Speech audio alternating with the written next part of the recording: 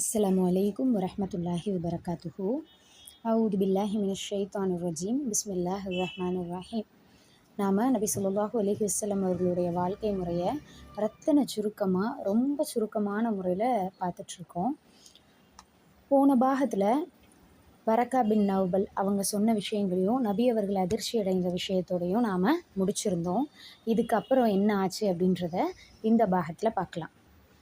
வரக்கா அவர்களை பார்த்து அவர்களுடைய மொழிகள் எல்லாத்தையும் கேட்டதுக்கப்புறம் நபி அவர்களும் கத்திஜா ரலியல்லாஹு அவர்களும் வீட்டுக்கு வந்துடுறாங்க.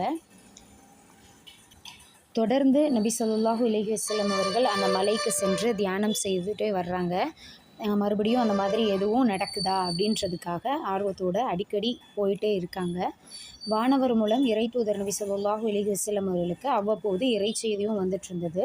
நம்ம ரொம்ப சுருக்கமாக சொல்கிறதுனால விரிவாக எடுத்து சொல்லாமல் சுருக்கமாகவே கொண்டு போகிறோம், சரிங்களா? அப்பப்போ செய்திகள் வந்துட்டு இருக்குது. ஒரு நாள் இறைவனிடமிருந்து இறை செய்தி வருது. என்ன அப்படின்னா, உங்களுடைய உறவினர்களிடமும் உங்களுடைய சுற்றத்தாரிடமும் நீங்கள் இதை பகிரங்கமாக எடுத்து சொல்லுங்கள் அப்படின்னு. இதுக்கு முன்னாடி வர ரசூலுல்லாஹி ஸல்லல்லாஹு அலைஹி வஸல்லம் அவர்கள் ரகசியமாக அழைப்பு பணி செஞ்சு அபூபக்கர் சித்திக் ரலியல்லாஹு அன்ஹு அவர்கள், அலி ரலியல்லாஹு அன்ஹு அவர்கள், கதீஜா ரலியல்லாஹு அன்ஹா அவர்கள், இது போன்ற ஸைத் ரலியல்லாஹு அன்ஹு அவர்கள், இவர்கள் குறிப்பிடப்பட்டவர்கள். இன்னும் நிறைய பேர் இருக்காங்க. ஒரு குறிப்பிட்ட தொகையுடைய மக்களை ரகசியமான அழைப்பின் மூலம் நபி ஸல்லல்லாஹு அலைஹி வஸல்லம் அவர்கள் மனம் மாற வர செஞ்சாங்க. அவங்களும் இஸ்லாத்தை ஏற்றுக்கிட்டு நபி அவர்களுக்கு துணையாகவே இருந்தாங்க. இப்படி இருக்கிற காலகட்டத்தில் தான் பகிரங்கமான அழைப்பை நீங்கள் சொல்லுங்கள், பகிரங்கமாக எடுத்து சொல்லுங்கள் அப்படின்னு அல்லாஹ் தஆலா இறை செய்தி அனுப்புகிறான். தம் உறவினர்களையும் ஊர் மக்களையும் தான் ஒரு செய்தி கூற உள்ளதாகவும் அனைவரும் சஃபா என்ற மலையின் அடிவாரத்திற்கு வருமாறும் அழைப்பு கொடுக்குறாங்க நபி ஸல்லல்லாஹு அலைஹி வஸல்லம் அவர்கள்.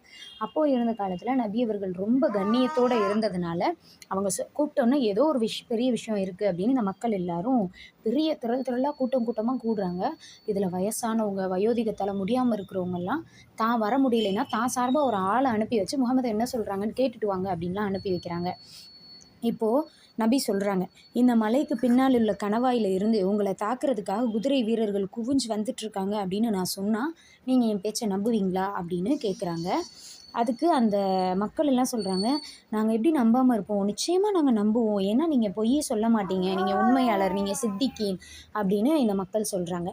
அப்போது இறை தூதர் நபி ஸல்லல்லாஹு அலைஹி வஸல்லம் அவர்கள் இவ்வாறு சொல்கிறாங்க. என்ன சொல்கிறாங்கன்னா, உங்களையும் என்னையும் படைத்தவன் ஒரே இறைவன் தான். அவன் உருவமற்றவன். அவனே அகிலத்து மக்கள் அண்ட சராசரத்தையும் முழுமையாக படைத்தவன். அனைத்து படைப்புகளின் மீதும் ஆதிக்கம் செலுத்தக்கூடியவன், தகுதியானவன் அல்லாஹ் மட்டும்தான். அவனுக்கு இணை துணைன்னு எதுவுமே இல்லை. அவன் ஒருவன் தான் வணக்கத்துக்குரியவன். நம்முடைய மூதாதையர்களும் நாமும் வணங்கக்கூடிய இந்த உருவங்கள் எதுக்கும், சிலைகள் எதுக்குமே எந்த சக்தியுமே இல்லை. இதையெல்லாம் நம்ம வணங்கக்கூடாது. இறைவனால் படைக்கப்பட்டவன் தான் மனிதன். அந்த மனிதனால் படைக்கப்பட்டவன் இறைவனாக ஆகவே முடியாது அப்படின்னும், நான் இறைவனால் உங்களுக்காக தேர்ந்தெடுக்கப்பட்ட தூதராக இருக்கேன் அப்படின்னும் நபி ஸல்லல்லாஹு அலைஹி வஸல்லம் அவர்கள் சொல்கிறாங்க. இதை கேட்டதும் அந்த மக்கள் இவ்வளவு நாள் சித்திக்கின்னும் அமீனுன்னும் பாசமாக கூட சொல்லிட்டு இருந்த அந்த மக்கள் இப்போது திடீர்னு என்ன செய்கிறாங்க அப்படின்னா, நபி அவர்களின் மீது மண்ணை அள்ளி வீசி நீங்கள் நாசமாக போயிடுவீங்க அப்படின்னு சொல்லிட்டு போகிறாங்க. சுப்ஹானல்லாஹ், எவ்வளவு கண்ணியமாக அழகான ஒரு நடைமுறையோடையும் செயல்முறையோடையும் இருந்த ஒரு மனிதருக்கு எப்பேற்பட்ட வார்த்தைகள் அந்த மக்கள் சொல்லியிருக்காங்க பார்த்தீங்களா? ஸோ எங்கள் மூதாதையர்கள் வழங்கிய உருவங்கள்லாம் கடவுள் இல்லை அப்படின்னு நீ சொல்கிறியா? அதுவரை போங்க வாங்கன்னு நபியை பேசிகிட்டு இருந்தவங்க இந்த இறை அழைப்புக்கு அப்புறம் போ வா நீ நான் ஒருமையில் திட்ட ஆரம்பித்தாங்க. இப்படின்னு நிறைய திட்டிட்டு அந்த கூட்டத்திலேருந்து கலைஞ்சு போயிட்டாங்க. மோஸ்ட்லி நிறைய பேர்லாம் இதை ஏற்றுக்கலை. பட் சிலர் யோசிக்க ஆரம்பித்து ரொம்ப சொற்பமான சிலர் இந்த அழைப்பை ஏற்றுக்கிட்டாங்க. அந்த காலத்தில் லாத்து, உஸ்ஸா, மனாத்து இது போன்ற சிலைகளை எல்லாம் பெயர் சொல்லி கடவுள்களை வச்சு வணங்கிட்டு இருந்தாங்க. சிலர் ஏக இறைவனாகிய அல்லாஹ்வையும் இந்த கடவுளோடு ஒன்றா வணங்குவாங்க. அவங்களோட டாபிக் என்னென்னா, அல்லாஹ் இருக்கான், பட் இந்த சிலைகள் எல்லாம் அல்லாஹ்ட்ட சிபாரிசு செய்யும், இதெல்லாம் அல்லாஹ்வுடைய செக்ரட்டரி அந்த மாதிரி அவங்க ஃபீல் பண்ணி வச்சுக்கிட்டாங்க, சரிங்களா? அதனால் அவங்களால அல்லாஹ்வை மட்டும்தான் வணங்கணும், இந்த சிலைகள்லாம் ஒன்றுமே இல்லைன்னு சொன்னதை அவங்களால ஏற்றுக்க முடியல. அவங்க அல்லாஹ்வையும் வணங்கினாங்க, ஆனால் அல்லாஹ்வை மட்டும் தனித்து வணங்கினேன்னு வணங்கலை. அல்லாஹ்வுக்கு இணையாக சிலைகளையும் உருவங்களையும் உருவ வரைபடங்களையும் கொண்டு வந்தாங்க. அதனால தான் இஸ்லாத்தில் உருவம் வரைகிறது ஹராம் அப்படின்னு அல்லாஹ் நமக்கு ஹராமாக்கி வச்சுருக்கான்.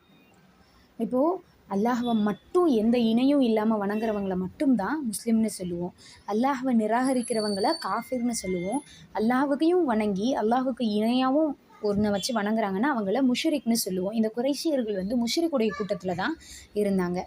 இப்போ இந்த மக்கா ஃபுல்லாக முஸ்லீம்கள்னு ஒரு பக்கம், முஷ்ரிக்குகள்னு ஒரு பக்கம், காஃபிர்கள்னு ஒரு பக்கம்னு விவாதம், பிரச்சாரம், சண்டை போடுறது, திட்டுறது அப்படின்னு இப்படியே மக்கா நகரமே கலவரம் ஆயிடுது.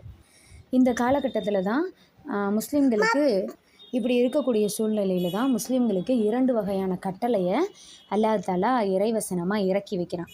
அது என்னென்ன கட்டளைகள், அதன் மூலம் ஏற்பட்ட மாற்றங்கள் என்ன அப்படின்றத இன்ஷா அல்லாஹ் நம்ம அடுத்த பாகத்தில் பார்க்கலாம். அஸ்ஸலாமு அலைக்கும் வரஹ்மத்துல்லாஹி வபரகாத்துஹு.